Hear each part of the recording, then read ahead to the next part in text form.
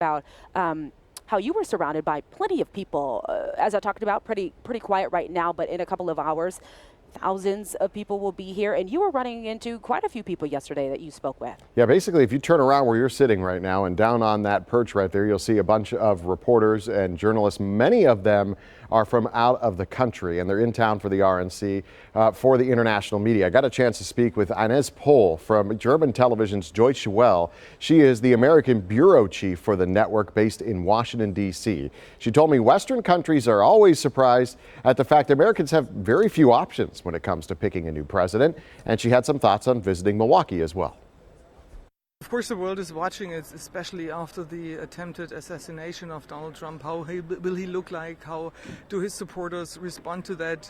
We have been welcomed so warmly here of the people of Milwaukee. Of course, there are many Germans, so they love to hear our accent. We already had some nice couples of beer last night at the Michigan Lake, so it's wonderful to be here. And this definitely is history in the making.